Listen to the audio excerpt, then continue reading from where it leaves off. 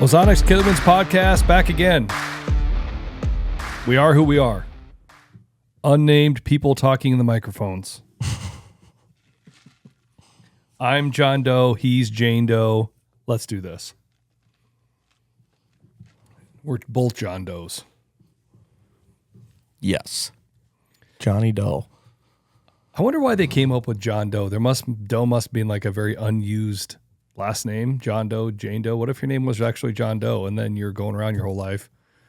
That would be really hard. Yeah. Sorry if you're out there. All right, what are we talking about? We are talking about the Iowa Deer Classic. It is the Monday after. We got back last night. Voice is a little hoarse. Yeah. A little sleepy, a little tired. Yes. Iowa Deer Classic's always a little tricky in that way because at other shows, we usually just stay that night and don't try to drive back. Yeah. A lot of people try to just deadhead that way on the way back. Like at Harrisburg, some of the buddies and guys that I know, they're like, oh yeah, man, I'm getting done the show at 4:00 and driving to Kentucky tonight. Yeah, from exactly. Harrisburg. It's like, it's 7.5 hours. It's like, man, that is risky business. Yeah. All day at the show, then the kind of the frustration and wear of tearing down and then drive all night to get home. Yeah. So you got to get back to work in the morning or you got responsibilities, things going on. I get it. But yeah, we don't do that usually. Yeah. Yeah. Even at Wisconsin, when we go to Wisconsin Dells, that's just right on the verge. That's like a 5-hour drive. Yeah. We could do it that night, but then you're just sitting there head bobbing. Yeah, exactly. The last hour. Yeah, it gets real bad. It just gets really bad. Especially, you just get so exhausted from tearing down. And so then that drive can be pretty brutal. But yeah, so we we drove back last night and we actually got out of there pretty good. Yeah. Yeah, it wasn't bad at all. Yeah. We say this at every show, but it's funny how it takes days for those shows to get set up. Partly because everybody's got a different type of schedule and some people try to set up the day of, the day before that. It's just Everybody kind of sets up in how they set up. But it just takes so long to set up. And then you see on the move out sheet, everybody has to be out of that building by 8:00. Right. Well, when we left at 6, there were some people that hadn't even started yet. Yeah. Yeah. So that might be kind of a flexible number. Right. But I think they all have to be out that day. Yeah. Yeah. Yeah. It was funny. There was some that were still up, but for the most part, there was no in between. Within an hour, you could drive into the building with our van and drive anywhere in the room basically and get to where you needed to go. It's unbelievable how fast, even within a half hour, how much is just completely cleared out. Oh, yeah. It is insane. I went and grabbed the sawhorses from the van pretty early on, like kind of right when we started. And there was already people in the room by where the archery chute is. And it was like almost completely empty. And there was like probably 3 or 4 people just sitting there waiting for their truck to come to load up and go, Yeah. Oh, yeah. It's wild. Yeah. Yeah.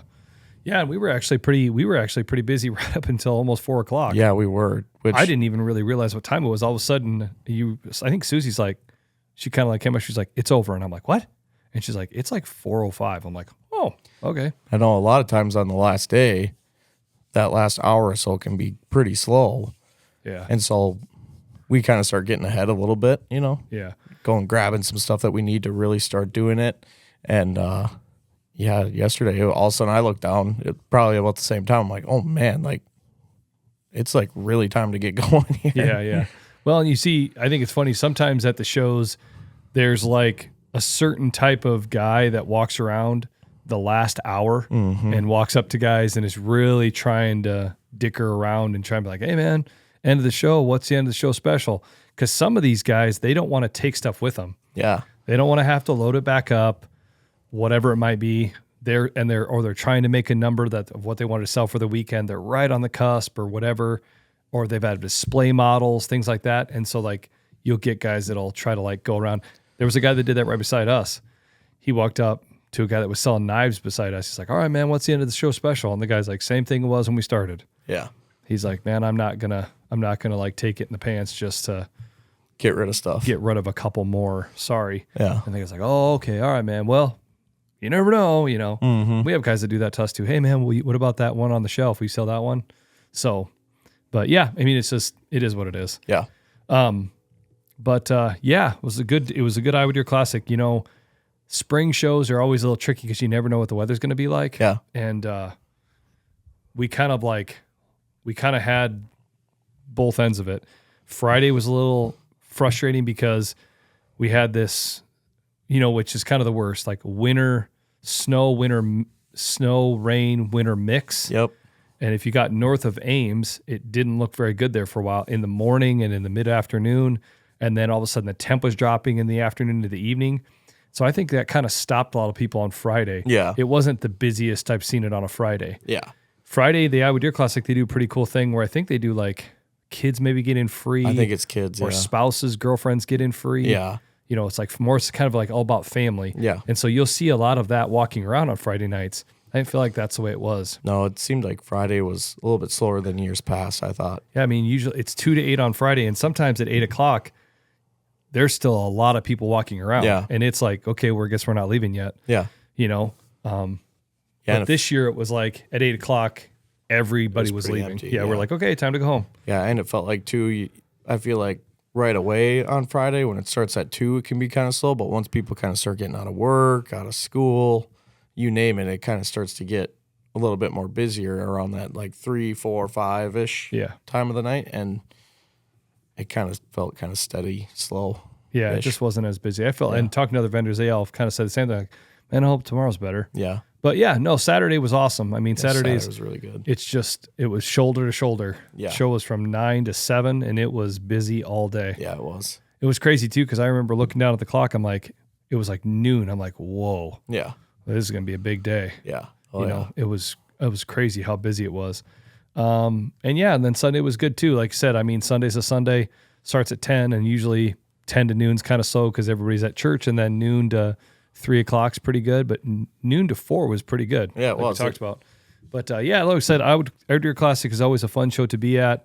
It's nice because we've been doing that for quite a few years, and you kind of see the same people. You see friends that you haven't seen for a year. Yeah. Guys that you kind of like catch up with. I had multiple people walk in. They're like, all right, man, let's have our Iowa Deer Classic catch up, or how you doing? Like recap, type thing.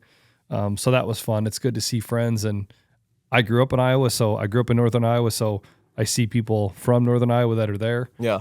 So that's kind of fun too. Yeah, without a doubt. Yeah. And like I said, it's always awesome to sit there and be able to, and have guys walk in and talk about ozonics and talk about their experiences is always really fun too. Yeah, without a doubt. Yep. So that was good. Yeah. I was really interested over the weekend to see what people said about EHD. I think it was kind of what I expected. Yeah. Everybody was talking about it. Yeah. And how it affected their year. Hey, this is like, there was one guy that walked up that he's like, I think it was the same guy that we got that really good, testimonial from. Oh, okay. Yeah. He showed me a picture before he had a really cool, looked like a 4x4 post with all these Euro mounts that he had done. And it was all bucks that he had killed within ozonics and or directly downwind because of ozonics. Yeah. He was very adamant about it. It was like a 170-inch buck on the top and some 160s. I mean, there were some great deer on there with his bow. You know what I mean? It was really cool. Yeah. And he was talking about this season. He said, I kind of had a rough year. He's like, he goes, the year I was chasing, like, I just don't know what happened. Yeah. Never found him, never saw him, never on show camera. He said in late September, right when they were taking beans off, he said the farmer was combining the edges, and right along the tree line, like there was a creek right there was this buck, and it was big. Yeah. Yeah. It had mass, his 2s, his 3s, his 4s, mass. Had it all. Yeah, it was like a big mainframe, like 12-pointer. It was big. Yeah. And he's like, yeah, that was my guy. He's like, that was one of my number one hit listers. And he's like, and he obviously died. Yeah. And he didn't look like he was in that bad a shape. Yeah. Another guy from Western Iowa showed me a picture of a deer that still had the foam in his mouth.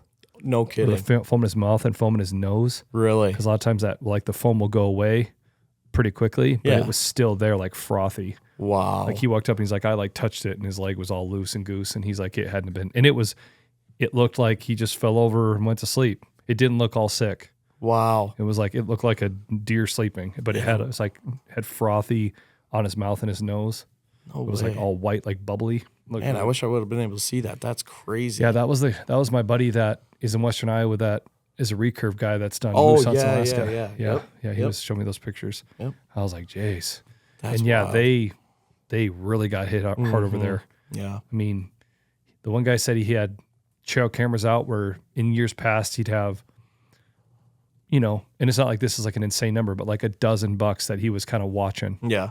And he said this year there was 0. Yeah. He's like, multiple times I went out and saw nothing, nothing. It was like void of life. Crazy. He's like, there was just no deer. Yeah. But I think the one thing that I thought was really interesting over the entire weekend about EHD and talking to guys over the weekend was it's a lot what Jace Elliott said. Hunters self-regulate. And a lot of guys didn't shoot deer. They saw how the season started to unfold and they saw all of a sudden this different type of hunting experience than they had in the past. And they had doe tags that went unfilled. Yeah. I had a young guy walk up. He's like, "Oh yeah, man, I donated a lot of money to the DNR this year. I bought a bunch of tags and I never even thought about punching them. Yeah. Deer walk by. Nope. Just going to let you go. Yeah.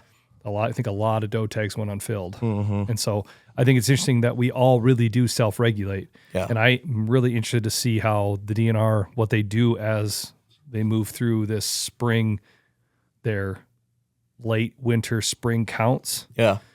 their surveys, and then how does that, they've already released some of the stuff that they're talking about doing, but how may that change even more? Yeah, exactly. So I thought that was interesting to hear. A lot of people were affected. Yeah. Yeah. But that's the other thing about it too. I mean, I do believe that it sounds like the EHD was in pockets because there was other places where, other places, I shouldn't say that. When you go in and look at the big buck contest, there are a lot of 2024 bucks in there that were absolute giant studs. Yeah. Like 2024, hey, look at that guy. There's a 180. There's a 190. There's a 170. Yeah, Giant deer. Yeah. There was a bunch of big deer up there. So it's not like they all died. Yeah. Oh, yeah, It's definitely. not like they all died. Yeah. So, and we were busy. So it's like, it's not like I had a ton of time. Like, and for whatever reason, in the mornings, I didn't go up there and like gawk. Yeah. When we would get there early in the mornings before the show, I kind of was just walking through the show. I didn't spend a bunch of time up there to really kind of like look at the counties Yeah. and spend a lot of time. So I don't really remember if I saw a consistent thing with counties. Yeah. I do feel like what I saw was, within some of the big bucks that I saw from this year was a lot more archery, or there was some really good youth season deer killed. Oh, yeah. Yeah. There was a couple youth bucks and I'm like, whoa, to think about a young boy or young girl killing that deer, like that's a stud. Yeah, exactly. Got them in earlier. You know what I mean? The shotgun, I remember seeing the shotgun and there was a couple good bucks, but anyway, yeah, I don't know. It's interesting. Yeah, There's still a lot of deer getting killed. Yeah, without a doubt. Yeah, and that shotgun stuff too. It's kind of like we were talking right before the podcast. That'd be a pretty quick turnaround to get their mounts back from this shotgun season. Yeah. So maybe there was a lot, but Yeah. we'll know next year. Well, that's exactly it. That's the thing about I think if you've never been to the Iowa Deer Classic, you would think when you go look at the big buck contest, it's just going to be big bucks from this year, but that's not entirely true. No. And like to what you just said, some taxidermists can turn them around really fast. If they do their own tanning and they know you're trying to take it to the Iowa Deer Classic, hey, I really want to get it scored, and you're really excited about it, you want to see if you could get first, second, third place or whatever, you could maybe get a buck turned around pretty quick. And you could get it in a couple weeks. But for the most part, taxidermists are like, hey, man, I have a hard time budging you in front of the line. Yeah, I've got everybody else waiting to get on the roller coaster here. Yeah. And so for some of these hunters, it's 10 to 12, 14, 16 months until they get a deer mount back. Yeah. Well, and what I'm saying is you did see a lot of 2023 bucks in there. Yeah. Guys that shot them in 2023 didn't get them back until, this fall or right before this. Yeah. And then they bring them in. Yeah, definitely. So, yeah, it's interesting. And then, like you said, I ran into a guy that I know that like he's like, oh yeah, him and a couple buddies, a couple bucks that they shot, they just brought him in to get him scored. They have Pope and Young scores there. Yeah. A lot of Pope and Young scores. A lot of Pope and Young scores that guys that are really into that have scored thousands of deer. They like to come to the Iowa Deer Classic every year because they want to score these bucks, So it's kind of a coveted thing to be able to do too. Yeah. And so, it's kind of a neat deal. I don't know if they charge for that. Yeah, I don't know. If it's a free thing, or I would assume they charge for it. Yeah, you'd think. Like a flat fee, maybe. I guess I didn't even look at that. I didn't either. Yeah, I wish I would kind of known that now. Yeah. But you basically just walk up to tables and you're like, hey, here's my deer. And then they've got all these score tables in the back. And then the scorers do what they do. Yeah. And they score away. Yep. So yeah, no, it's interesting. Along those same lines as the kind of the big buck contest is the shed contest that they have. Yeah. I don't know what the shed organization is called. Yeah. I'm not sure either. Yeah. Some sort of shed organization. It's out of Wisconsin. We've actually done our roundtable discussion at their house, their farm. Yep. He's an outfitter too. Mm-hmm. It's in Buffalo County. I don't know the guy's name. I should. Yeah. But this guy, young guy, he's like my age. He does a shed competition. Yeah. And he has all these other like original sheds that he's purchased from people that have found them, and sheds that he's found himself that he displays. It's really something to see. Yeah. But the one thing I was confused about, I guess just misunderstood about when it came to the shed competition, I thought the shed contest was Iowa sheds only. Yeah. But it's not. Yeah. It's sheds from anywhere. Right. There was you knew a guy from Minnesota that had a shed that he put in there. Yep. There were sheds from Illinois. There was sheds from Iowa. Yeah. But Wisconsin, there were sheds from everywhere. So I was thinking maybe the point of that is that if he did a shed competition in every state, maybe there wouldn't be enough sheds, or it'd be just a smaller competition, or you know what I mean? Like, so maybe he just does this one big competition at the Iowa Deer Classic and people know, and so everybody brings them here. Yeah. So it's more competitive. Yeah.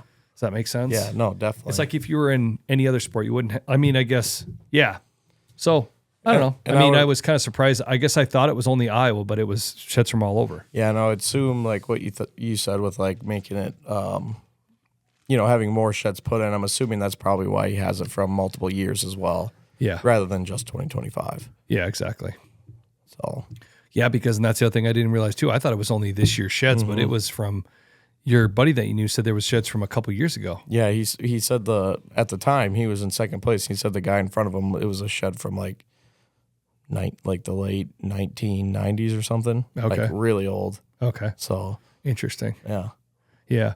I noticed one of the single side sheds, a squirrel had already gotten at the brow pretty good, which is just too bad. Yeah. And there was a couple match sets. They have both sides because there's a single shed, and then there's the set competition. Yeah. It's pretty cool. Yeah. It's really neat to see that stuff. Yeah, it definitely is.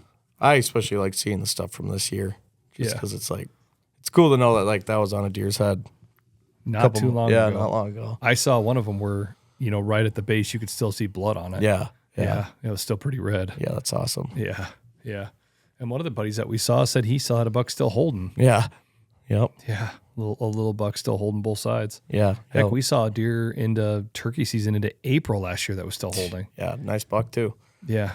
Yeah. So yeah, it'll be interesting to see once we get cameras back out for turkeys if anything's holding yet, but see what happens. Yeah. That's the one thing, like I said, we've kind of got it. I usually have left stuff up, but this year I took it all down. Yeah. I think we took them down last year too. No, I think I left them up. I think you took them down, but I left mine up the whole time. Yeah, maybe, yeah. Yep. And I just left them in the deer spots, and then I think I already had them in the turkey spots by now last year. Mm-hmm. And they were out there. Yeah, yeah. Yeah. But yeah, no, it's interesting. Like I said, and it was, I think the Iowa Deer Classic had a good turnout altogether. Yeah. I heard somebody say that, I think it was the guys from Midwest Whitetail were saying that they at the added end. like 100 booths or something. Yeah. Added 100 booths. Yeah. So if you've ever been to the Iowa Deer Classic, it's the Iowa Event Centers, which is just straight west of the Wells Fargo Arena. So they've got the big main convention center area. Well, the new area where all those extra booths were, that's Veterans Memorial Auditorium. Yep. So when I was a kid, Vets was the place to be. That's where the Iowa State Wrestling was. That's where the Iowa Barnstormers played. That's where you went to monster truck rallies. Been to those, So that was Vets Memorial Auditorium. There was no Wells Fargo Arena. It was just Vets. Right. And like the Iowa Barnstormers, it was because it was Battle in the Barn. It looked like a big barn. Yeah.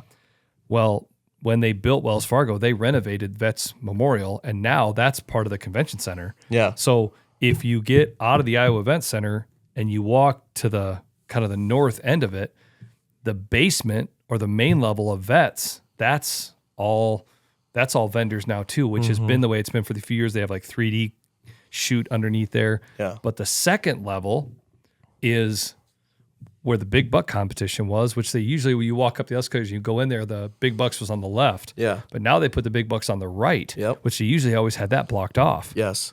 Well, now they put the big bucks on the right and they opened up both wings. And on the left now is nothing but vendors. The center aisle was nothing but vendors. There was one big center aisle, and then there was 2 aisles in the other room. Yeah. So like 1, 2, 3, 4, 5, 6 rows of vendors that usually weren't there. It was a lot more. Yeah, way more. And there was a lot of people up there. Yeah, there was. You think if you're a vendor, like, oh man, I want to be in the big room. But in the reality is up there, they announced it a lot too. Oh, hey guys, just so you know, we've got twice as many vendors upstairs. Yeah, and I think that spot up there too is always going to get foot traffic to see the sheds and the mounts and stuff. Yes. So And guys are like, oh, we're already here. Yeah. And the shed competition's kind of up there in the corner, so you have to kind of walk by everything to get to it. Yeah. They have a good layout how they do it. yeah, definitely. Back in the day when I was a kid, they used to do the 3D shoot in the main room in the left, in the south or the northwest corner. Okay.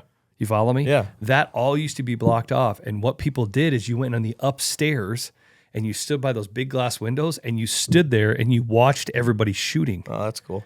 And they used to have all the targets set up in that corner. That's where they had the 3D shoot. And they had those stands that they had them all standed up all right there. Cool. And you could walk up on those or you could look from above and watch down. And that's how they did it. That's cool. Yeah, that was actually, I thought that was really fun. And it was actually a lot bigger. Yeah. The shots were a lot farther because that one in there is pretty tight. Yeah, it's pretty small. Yeah, it's not like it's like they used to do. I remember they used to do like 60, 70-yard shots. Now it's like 30 yards. Yeah, even the Harrisburg 3D shoot is probably close to twice as long, wouldn't you say? Oh, yeah, the one in Harrisburg is way bigger than that one there. Yeah. That one here is, now I didn't go in there to look. Maybe they just use smaller targets. Yeah.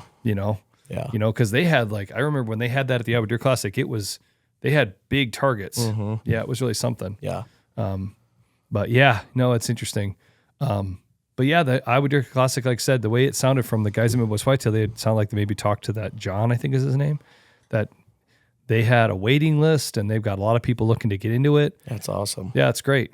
It's interesting because, like I said, I've been doing consumer shows with Ozonics since the winter of 2017. I started Ozonics in 2016.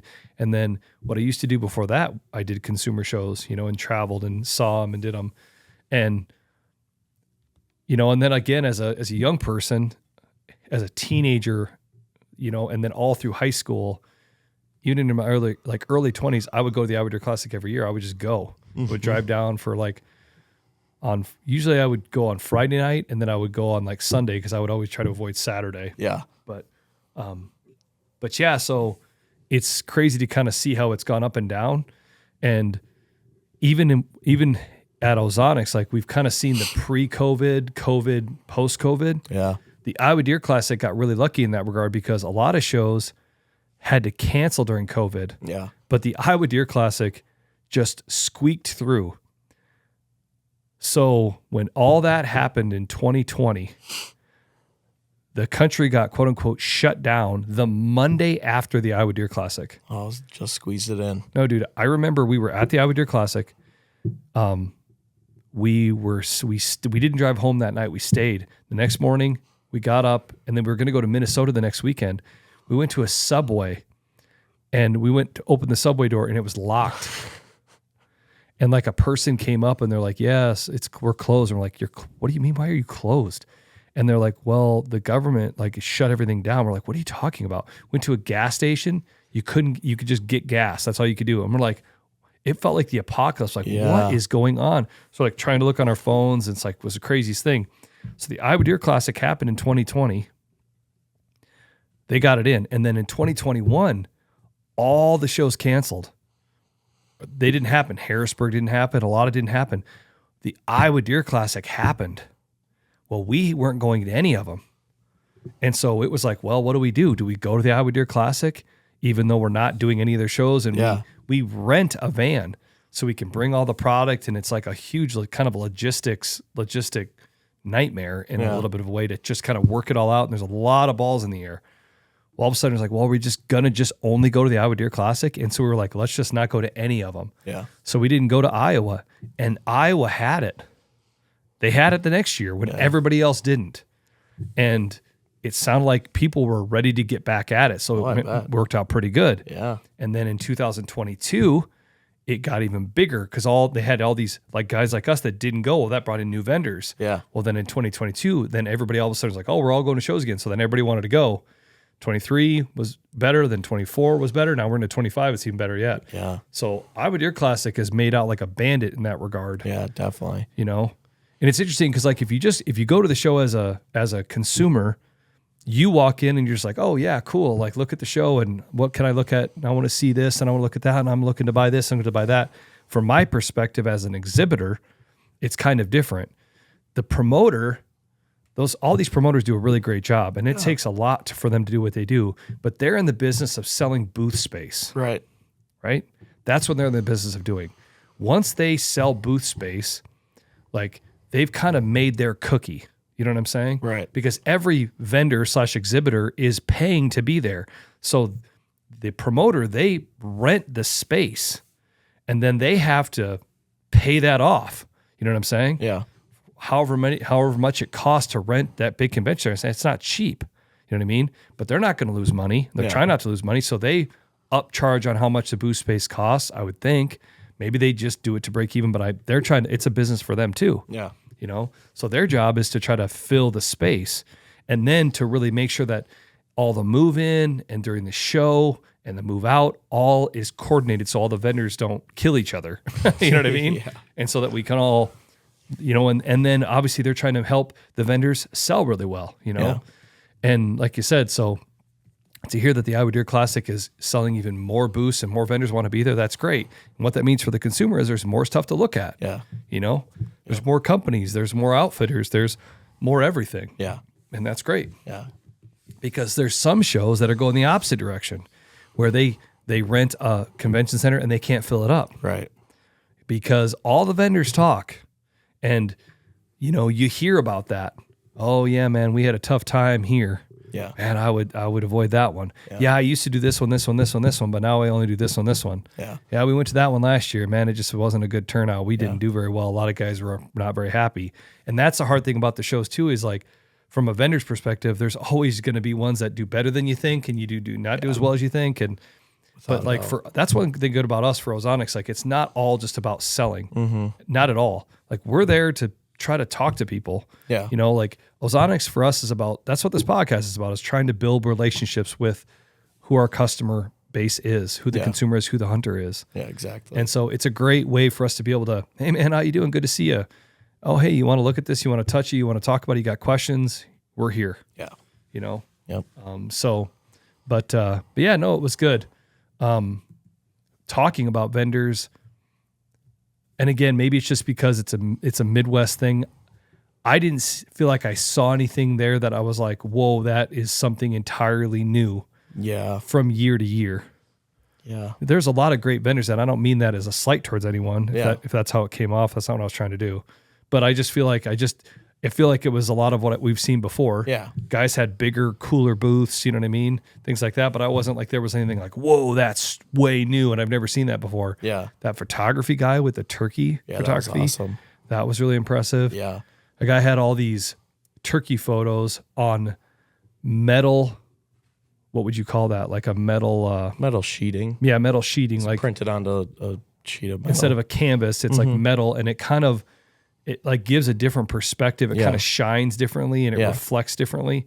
Looked really sharp. Yeah. It's just a little 10 by 10 booth and he had them kind of all displayed. That was really, really neat. Yeah. Yeah, no, I mean, it was, and then obviously at the Outdoor Classic, there's lots of tree stands. Was Tethered there? Yeah, I think so. Where were they at? I don't know. I didn't get to walk around too much. I don't remember seeing them. remember seeing them, honestly, but I thought I saw that they were there, or I talked to them at Harrisburg. Yeah, we were there at Harrisburg, but like But Novix was there, Lone Wolf was there, I think Elevate was there, but I don't remember seeing them because you remember you talking about you wanted to go get a rope. yeah, because I talked to them at Harrisburg and asked what shows they're going to be at, and it sounded like they were going to be at all of them. Maybe they were. Yeah, I don't remember seeing them. But yeah, I mean, there's a lot of blinds. I feel like I saw a ton of blinds. Yeah, a lot of hard-sided blinds. Yeah. 360 blinds, and there was other blinds that were very similar to 360s. Mm-hmm. There was like more like fiberglass blinds. Yeah. I don't remember. I think maybe it was Radix Radix, yeah. that had that blind that had like windows on the doors. Yeah, which I really liked. Which was kind of nice. It was like tinted windows all the way around. It was like vertical windows and then a couple horizontal windows too. Lots of hard-sided blinds. Yep. They actually had a pretty smoker of a deal on a hard-sided blind plus a 10-foot stand. Yeah. They were doing that for a pretty smoker of a deal. Yeah. Yeah, they had great prices. Yeah, yeah. One of the things I always like to look at the Aberdeen Classic, and it kind of feels like at some point it's going to be an impulse buy for me, is that guy that does the posters, the Google Images. Yeah, I was actually just going to talk about that. Yeah, I don't know if it was Google Images or what platform he uses for the images, but basically you can walk up and be like, you know what? I've got this 80 and I really want to have a really cool picture that I could have put up in my shop or in my man cave or whatever it is. When I used to work in Colorado, they had that in the bunkhouse. They had this big, huge poster. And it was multiple posters put together, but it was the entire ranch. And then you could be like, okay, we're going to go here, over here. And you could look at it and be like, oh yeah, he came right down this and then went over here. And you could try to kind of figure it out. I actually used to take, this is before Onyx and the way everything is now. I used to take pictures of it with my cell phone, and then I'd go out there and be like, okay, we're right here. We're on this corner here, this valley, this canyon goes up like this. Yeah. But yeah, and then he does them right there for you. Yeah. And he has his printer and everything, and he cuts them. Yeah. And then he laminates them. Yeah, it looks really awesome. Yeah. Yeah, that was pretty cool. The other thing I saw a few of that I thought was interesting was the antler scanning things. Yeah, there was a few guys doing that. Antler scanning and 3D printing antlers, or antler scanning for like inventorying your bucks if something were to happen, or for like insurance purposes. Yeah. And they were doing it in multiple different ways, where one was like where they were scanning their phone using your phone. The detail didn't sound like it was quite as good, but then they had these like really cool looking like mini skulls. Yeah, and like mini skulls, but then they had this like space age looking like 3D scanner that like flashed and was taking all these images, and they would like, and it was like doing everything of every little contour. Yeah. It's pretty cool. Yeah. Yeah, that stuff's really interesting. I worked in a previous job, I worked at a place where they restored basically muscle cars. And right when I got there, they had just got a 3D scanner, and they would 3D scan the engine bay, and then it would take out all the individual components, 3D scan them, and then just put it at a really small ratio. And basically they would build out in the 3D model how they're going to lay out all the engine components and all that stuff to make things fit. Yeah, if they were like putting a bigger motor. Or, yeah, exactly. Hey, we're going to move the radiator this way. We're going to put a bigger carburetor here. Yeah, exactly. Because a lot of guys, they want to soup it up a little bit, and that means bigger parts, basically. Yeah, yeah. So it was super cool to see that and kind of experience that. And then at that time, I never expected doing anything like that for. I know. Deer, I know. So it's cool. Yeah, like that one guy had his whole display, and he had all the antlers there were 3D printed, and they look pretty good. Yeah. Yeah, I mean, the hardest thing about like when it comes to replicas and 3D printing is the color. Yeah. Color looked pretty good. Yeah. I mean, I was really surprised. Yeah. Yeah, definitely. So the other thing that we saw that was pretty cool, that again, almost impulse bought, was that antler carving booth. Oh, yeah, I forgot about that. Man, I forgot what that was even called, but there was a booth. Carved? Yep. It was kitty corner to us that he had, or she had, because there was like a couple gals and a couple guys sitting there. I think they kept saying he does it. Okay. Remember? Because that cowboy Yeah. talked to me. She's like, oh, yeah, he can do this. He can do this. Yeah.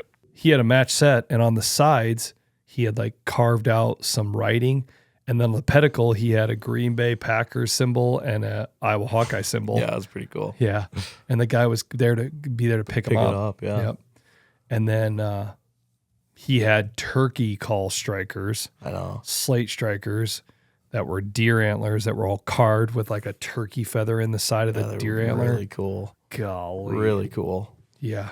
That would have been by far the most expensive striker I would have owned. Yeah. It was like $65 for the strikers, Yeah. which would have been worth it because they were so awesome. Yeah, they're really cool. Yeah. And they were in these cool little tubes, and it was, so you couldn't really touch them. You could just kind of look at them. They had a couple there sitting that you could kind of look at, Yeah. but yeah, they were really, really sharp. Yeah, those were awesome. Yeah, those were really sharp. Yep. There was something else right over there. Well, obviously there was a tannery there, Slippery Hollow or something like that. Something like that. Actually, that's where I took Jetty's deer to get his deer tanned. Yep. And they had these really crazy like coyote and bobcat, raccoon, these big, huge hats with the tail and the feet and everything. It was like this really cool hat. Yeah. There's a few guys walking around with those. Yeah. Yep. Yeah. Hey, the one thing they didn't have this year was they didn't have the big sticker booth. I know, that bummed me out. Man, there used to be a sticker booth that was like the ultimate It was huge. world of stickers.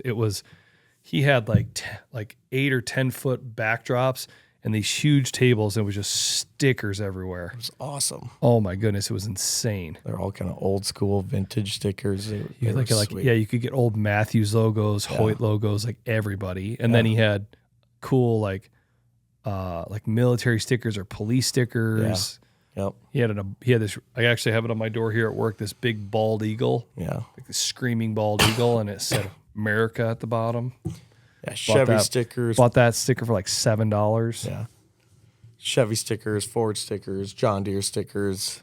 The little kid peeing on the Chevy sticker. Yeah. All that. You name it, he had it. Yeah, it was pretty cool. Yeah. I'll tell you the one thing that I'm always kind of surprised about with the Iowa Deer Classic is how far people travel to come to that show. Yeah. Yeah. I talked to a guy from Alaska. Yeah. He came from Wasilla, which is north of Anchorage. And he comes down here every year, he says, to the Iowa Deer Classic. He's got friends in Des Moines, and he comes down Yeah. to the Iowa Deer Classic. I talked to a lot of guys from Minnesota. Yep. You saw a handful of people from Wisconsin. Yep. I didn't ask, but we ran into a few people that walked in that had southern draws that were definitely not from Iowa. Yeah. Yeah. That came from the south somewhere. Yep. Sounded like kind of like the Carolinas. They were from a ways away. Yeah. It's interesting that there's just a lot of people that really they hear about it and they're like, man, I really got to experience it. Yeah. I did talk to one guy that said he was probably going to draw this year and he just wanted to be here and just kind of like soak it all in. He was going to talk to the outfitter he was going to be with was going to be there and he was going to sit down and chat. I did talk to one guy about that. Yeah. So yeah, I mean, it's kind of neat. Yeah, definitely. Yeah, it's exciting, and it is kind of fun. I mean, if you're looking for a whitetail show, it's hard pressed to find one bigger. It's just like if you're going out west, that Western Sportsman's Expo, that's the one. Yeah. Western Expo or whatever everybody calls it, right? Exactly. That's the one to go to. If you want to go to a sheep show, you probably end up in Reno at the sheep show. Yeah. Yeah. If you want to go to a whitetail show, you probably end up at the Iowa Deer Classic. Yeah, exactly. If you're looking to go to an Eastern show, you probably go to Harrisburg. Right.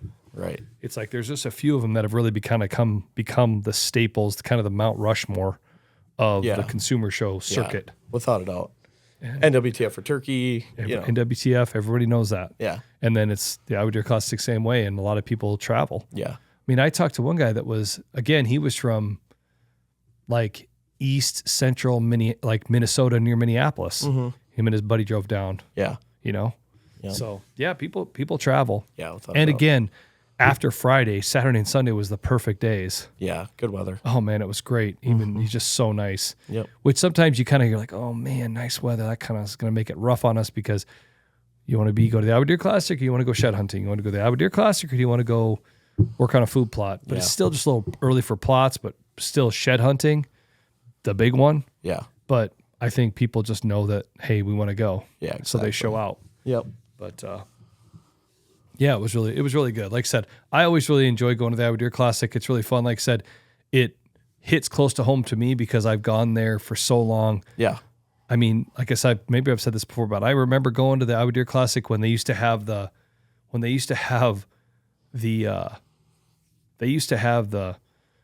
seminars like down the way. You had to like go through the skywalk to another area where there's this other little smaller convention area, and that's where they used to have the seminars. Yeah. I remember going in there and listening to Chuck Adams talk, and Yeah.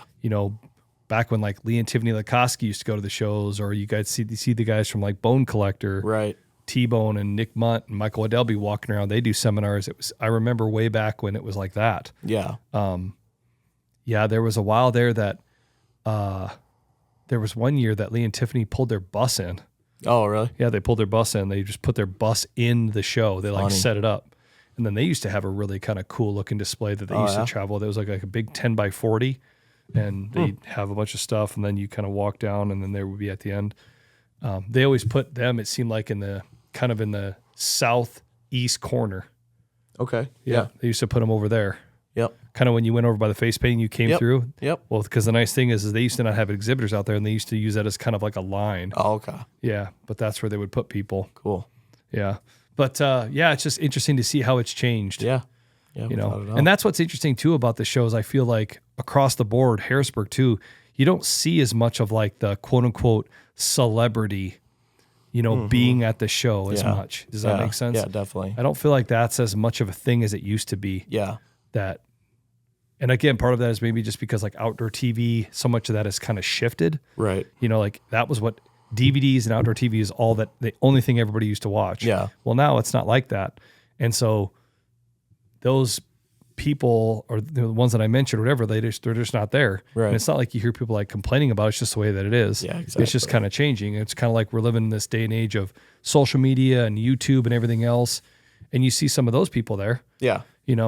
And podcasts and everything like that. You know what I mean? So it's kind of interesting how it's kind of changed in that way too. Uh-huh. Yeah, without a doubt. What else? You say something. I talk all the time, so you say something. Yeah, so we're done with the Iowa Deer Classic, and now we're headed to Wisconsin next.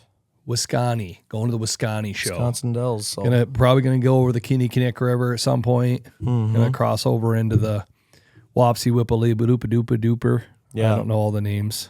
Yeah, it was funny talking to just other vendors here and there before the show started. I was just thinking about, going to the Dells, but a lot of people were saying, going to the Kalahari. Yeah. I heard that a lot this weekend, and I never heard that before. I mean, the Kalahari is where it's at, but it's just like, you're going to the Dells. I don't know. It's just kind of weird. Maybe that's from my Wisconsin stuff, but maybe just because we always call it the Dells. I don't know.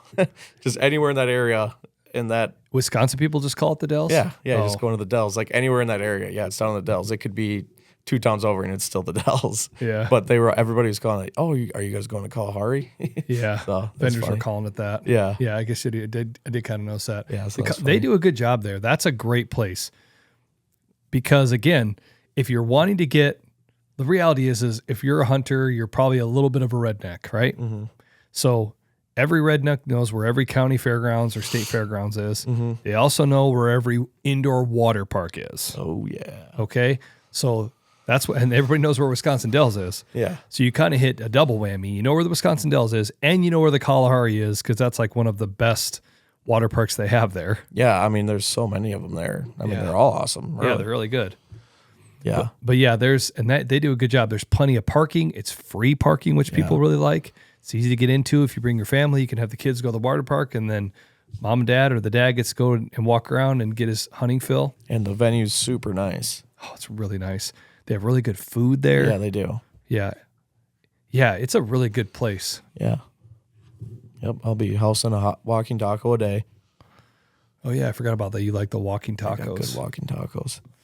Yep. But logistically, a little bit of challenge for moving in and out, but we'll deal with it. Yeah. It's a carpeted room, so you can't like drive in like we've done in the past. You have to you have to roll it all in and out. That's kind of a pain. Yeah. I have a feeling we're going to get rained on. Probably. Because Harrisburg was awesome. We got moved in and out, good weather. Iowa, moved in and out, good weather. Super easy. We're due for There's we're due no to roll way. hey, we're due to roll 7, okay? Yeah. There's no way we're gonna get another roll in and not roll 7. Yeah, exactly. At some point here, we're gonna have a day, we're gonna go, everything's getting wet. Yeah. Yeah. But it's all in boxes, so yeah, exactly. and like you say, you just kind of like it just gets sprinkled on. Basically, you just unload it, get it in the door, and then it's fine. Yeah. But yeah, we're due to get some rain. Yeah. I'll tell you one thing. I hope we're over this weather hump. In the last week, we've had quite the plethora. Mother Nature, 60. she's being pretty moody. 60 degrees to Blizzard warning. blizzard, 60-mile-an-hour winds, power going out. Unbelievable.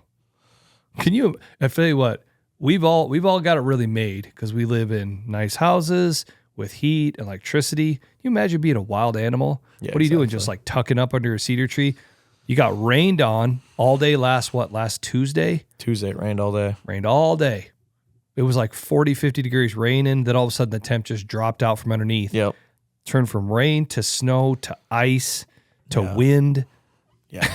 It's crazy. You're soaking wet and then you got frozen. Yeah. Golly, it's just like you feel brutal. Oh man, it's a tough life. Yeah. I mean, can you imagine? Like, what do you think about being a turkey? They're just sitting in the tree, not a leaf in sight. Yeah. Just pounding down on them. Just the bucking it. 60-mile-an-hour winds. Man, 60-mile-an-hour wind trying to hold onto a branch. Can you imagine that? Not good. But beautiful day today. So taking it day by day, man. Today's a beautiful day. Hey. Oh, there was one other thing that happened this weekend that Nick doesn't know what I'm going to say right now, but I'm not putting you on blast. I'm actually proud of you because I didn't do it. All these years coming to the shows, it's always just been, me or whoever's helping us. In this last couple years, it's been me and Nick and Susie. There was some personal stuff that happened, like with my wife's family. It's not like newsflash. My mother-in-law had a heart attack. Yep. And then she ended up, while she had a heart attack or after she had a heart attack, she had a stroke, like a mini stroke. So for me personally, it's been a lot going on this last week. Yeah. And with my wife, and we've got 5 kids. And our middle kids are getting a little older. Bo's 11, Jet's 8. So I ended up bringing them with to the Iowa Deer Classic this year. That was kind of the plan initially, kind of maybe all along. We're like, maybe it'd be fun to bring them. But I've always talked about, like, especially Jet, like I knew he'd be in 7th heaven. They felt a little young. And like Jeff Bergman, one of our guys that helps us, he's our marketing guy. He's brought his kids when he's helped us at shows a few times, you know what I mean? And it's really fun to have them there, And so I ended up bringing Bo and Jet this weekend. Yeah. And that was kind of their first experience, like really being out in public and really being not at home every day and, and seeing kind of what we do. Yeah. I think sometimes we lose sight of kind of how much work and how hard it is and how much of a grind it is. Yeah, definitely. Like at night, like Friday night, we get back to the house at 9:30, 10 o'clock. Probably later than that. Yeah, because the show got over at what, 8? Oh yeah, show got over at 8. So we get to supper at 8:30. We didn't leave supper till almost 9:30, 10. Yeah. Drive 20 minutes back to the house. It's like 10:30, 10:30. It's like, okay, guys, show starts at 9 in the morning. Everybody's getting up at 6, so everybody can shower. We're leaving the house at 7 so we can go get breakfast, get to the venue by 8 so we can get a good spot. And then we're in there and they're like, we're getting up at 6. I'm like, yeah. And then do it all day and do it the next day. So it was kind of fun for them to kind of see what dad does. Right.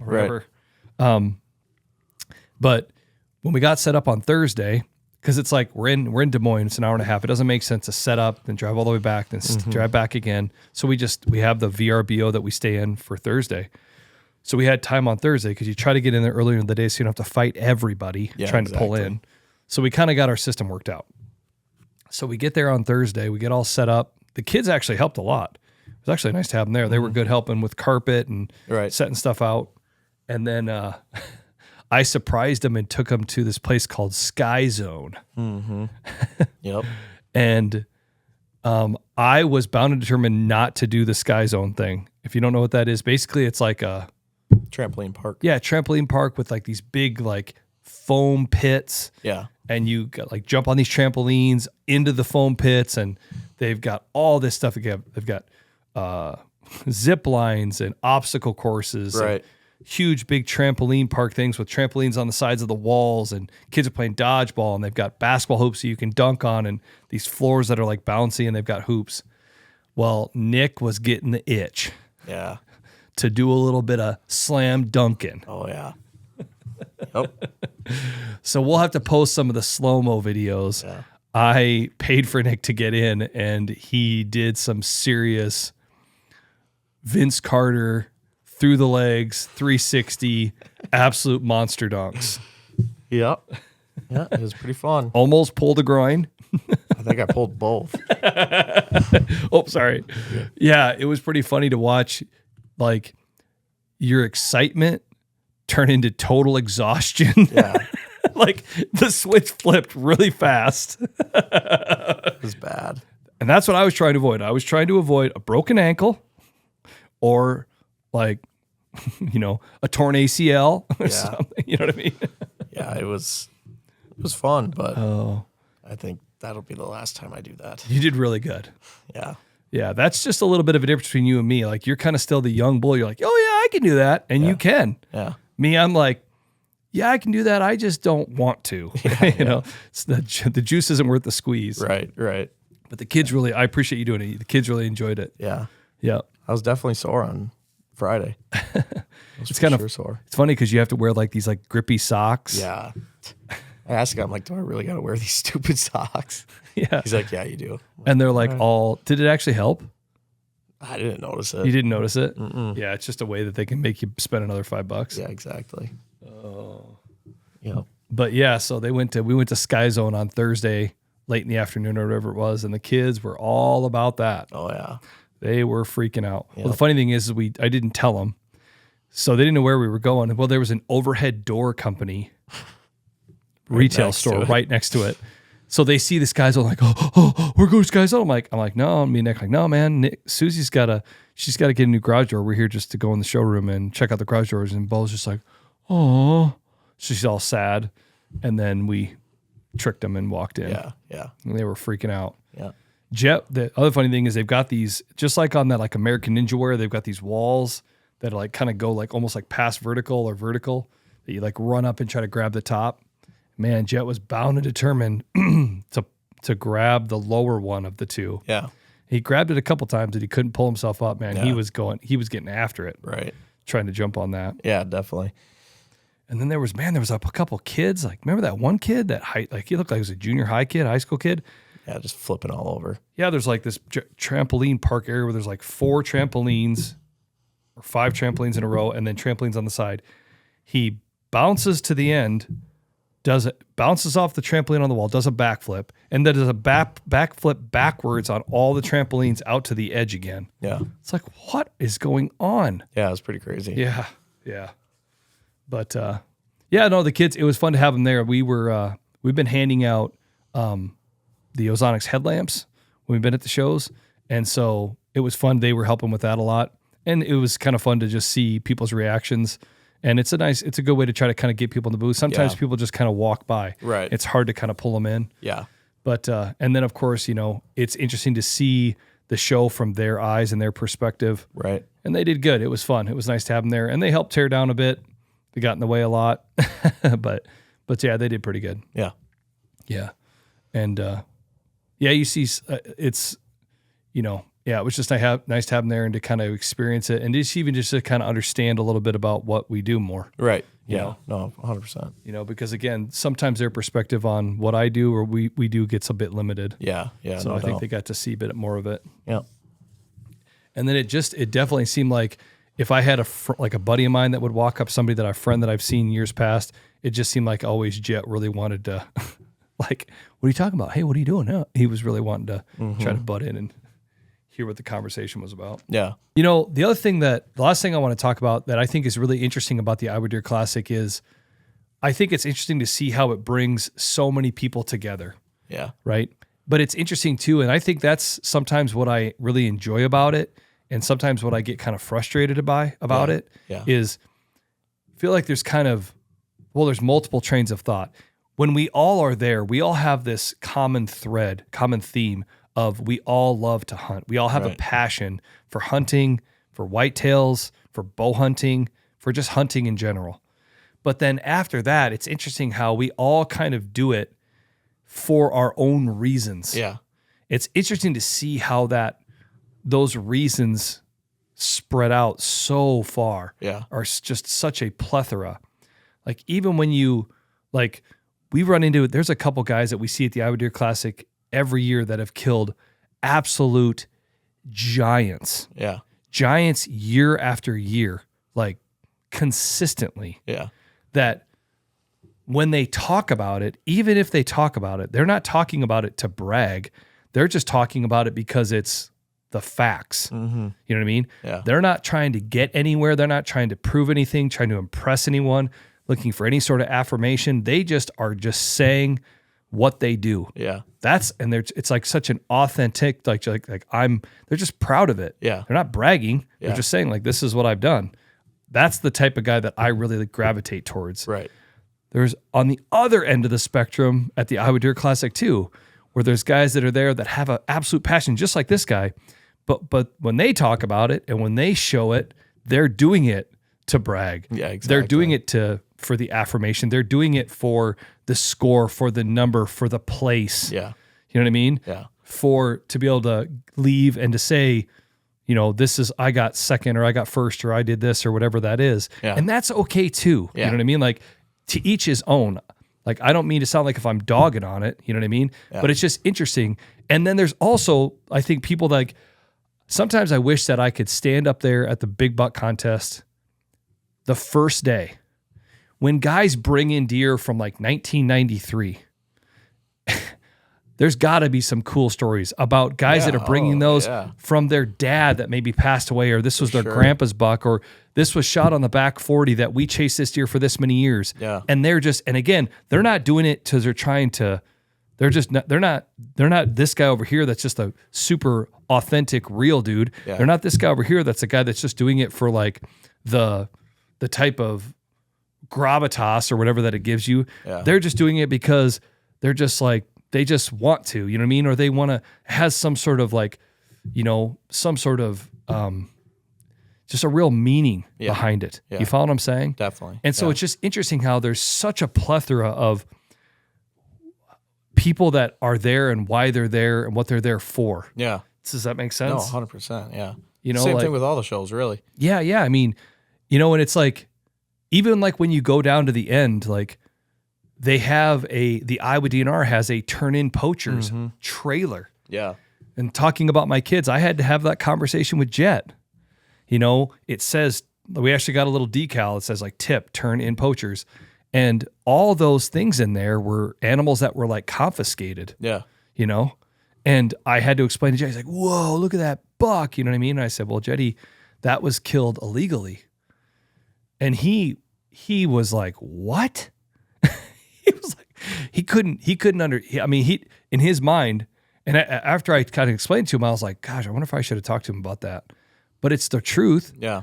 He's like, well, what do you mean? And I was like, yeah, somebody killed it outside the hunting seasons, or they killed it with a weapon they weren't supposed to, or they did something that was against the rules. Yeah. Yeah. Why would they do that? I don't know, man. They had a reason. Right. Probably wasn't a very good one. Yeah. But they had a reason, you know what I mean? And so they end up in this thing, you know what I mean? And, Yeah. And then they're trying to raise awareness. So like to don't do that, and Yeah. do the right thing. And even in that regard, there's all these people walking up and down the aisles, and everybody's got a different reason for what they're doing. Yeah. Yeah. Exactly. And those reasons crisscross and intertwine, and you may run into your neighbor that tore your tree stand down or shot the buck that you were after. Right.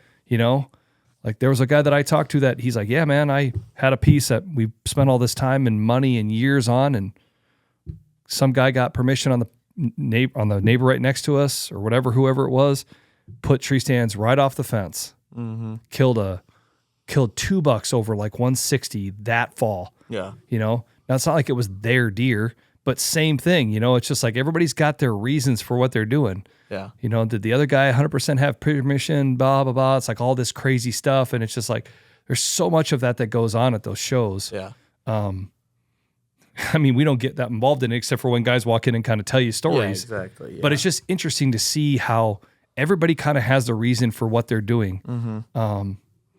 And I've said this before, I'm the type of person that I think we all need to try to stick together. Right. Does that make sense? Yeah. Like, and so, you know, I have my perspective. I have the way I feel about a lot of that stuff, but I feel like we all are hunters, and we need to try to move forward together. Yeah. One represents them all and vice versa. Right. But yeah, it's just interesting to see how that and it kind of continues to happen, right? Like, you know, I'm 40 years old. When I was 20 years old, you didn't even know what the Iowa Deer Classic was, right? The 20-year-old guy, when I was going to the Iowa Deer Classic, was a baby. Now he's just now experiencing the Iowa Deer Classic. He's just getting into it. Right. Does that make sense? Yep. And all of a sudden, I'm 40. When I'm 60, that 20-year-old's 40 and the new 20-year-old comes up, and all of a sudden there's all these new reasons. Yeah. There's all these new things that are happening. Yeah, exactly. I don't know. Maybe that's just kind of crazy, but I think about that when we're there over the weekend, and you just see everybody while they're there and what they're doing and what's important to them. It's just interesting to see how that all just intertwines together. Yeah, and it creates this hunting community that we all are a part of. Mm-hmm. Yeah, it's very interesting. It's interesting to see too. Yeah. For sure. Yeah. Wild. Yeah, it's just wild. Yeah. But all right. Well, with that, let's wrap it up. We are who we are. Ozonics Killerwinds podcast. Another episode in the books. Iowa Deer Classic in the rearview mirror. Looking ahead to the last weekend of March to the Wisconsin Open Season Sportsman's Expo. Let's go. Kalahari. The Dells, as the Wisconnies would say. down to the Dells. Huh? What's that down to the Dells? Just heading down. Hey, slow time here at the Dells. Not much traffic. Let's go to the Kalahari. Let's do a little water park action. Let's go. Hey, let's stop at the Ozonics booth. Let's chat with the boys. Oh yeah. Thanks for listening. See you next week. Stay classy.